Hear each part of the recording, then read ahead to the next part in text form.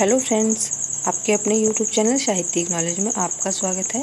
Friends, हम पढ़ रहे हैं शब्द शक्ति। आज हम पढ़ेंगे लक्षणा शब्द शक्ति।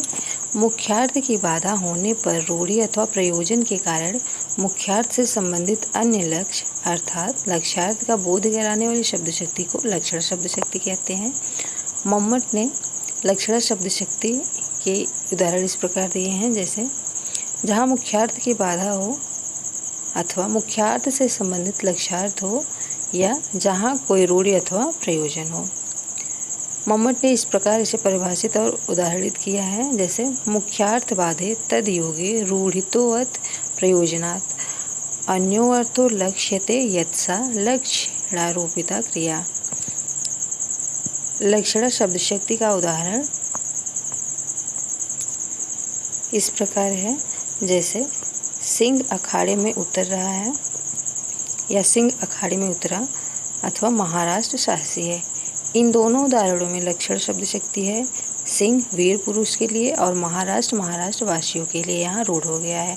लक्षणा के दो मुख्य आधार हैं, रूढ़ि और प्रयोजन। इन्हीं आधारों पर लक्षणा के दो मुख्य भेद स्वीकार किए गए हैं। रूढ़ि लक्षणा और प्रयोजनवती लक्षणा के भेदों को इस प्रकार देखा जा सकता है। लक्षण शब्द शक्ति के दो भेद हैं। लक्षण शब्द शक्ति के मूल रूप से दो भेद हैं, प्रयोजनवती और रूढ़ि लक्षणा।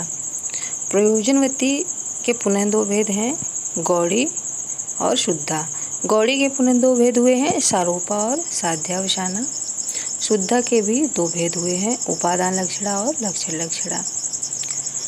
उपादान लक्षणा को अजहतकर्ता भी कहते हैं और लक्षण लक्षणा को जहतकर्ता, अर्थात उपादान लक्षणा अपना अर्थ नहीं छोड़ता और लक्षण लक्षणा अपना अर्थ छोड़ के दूसरा अर्थ प्रयोग करता है।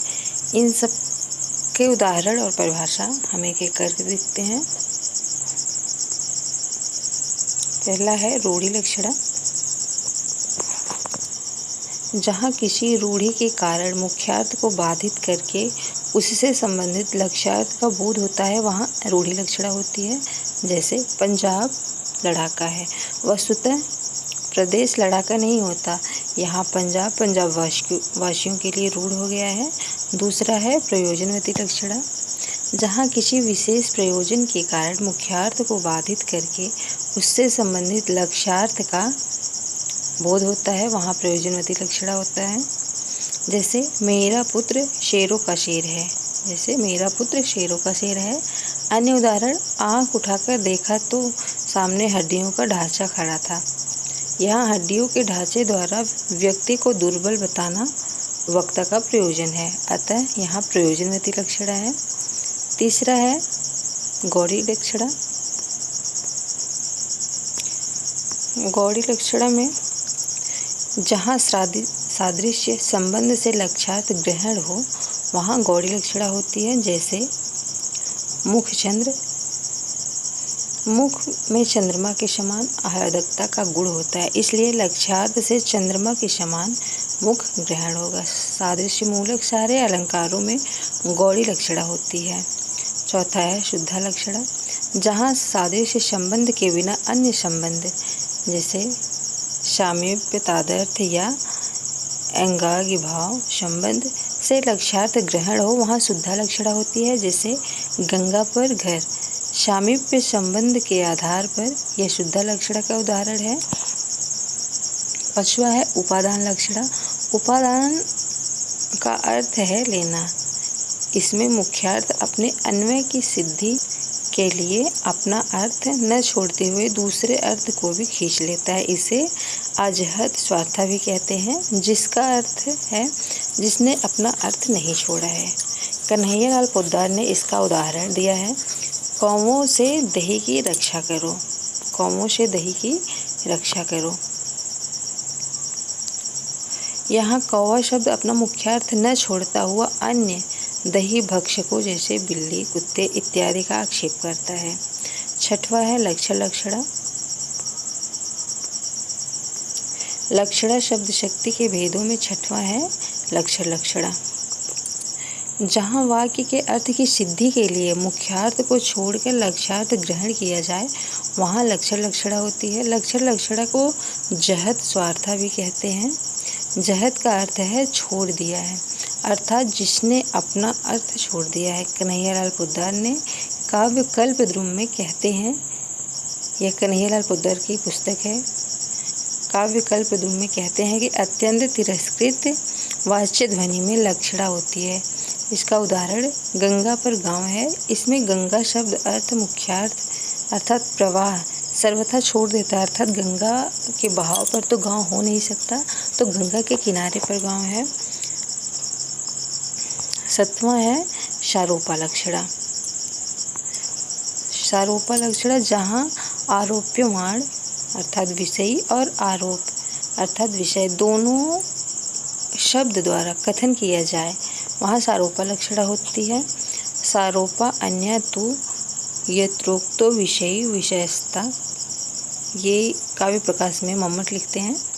सारोपा का अर्थ है आरोप के साथ वस्तुतः, जहाँ उपमेय उपमान में दोनों का शब्द द्वारा निर्देशन करते हुए अभेद बताया जाए, वहाँ शारोपा लक्षणा होती है। जैसे मुख चंद्र है, यहाँ मुख उपमेय है तथा चंद्र उपमान है, दोनों में अभेद कथन है। रूपक अलंकार में सारोपा लक्षणा होती है। लक्षणा शब्द शक्ति के भेद में 8वां साध्यावसाना लक्षणा, जहाँ आरोप के विषय का शब्द द्वारा निर्देश कथन न होकर केवल आरोप्यमाण का ही कथन हो, वहाँ साध्यावसाना लक्षणा होती है। विषयन्ततः कृते अन्य अस्मित् साध्यावसानिका। साध्यावसानिका लक्षणा में केवल उपमान का कथन होता है, जैसे किसी गंवार को बैल अथवा किसी सुंदरी को चांद कहना। रूप का अतिशयोक्त अलंकार में साध्यावसाना लक्षणा होती है।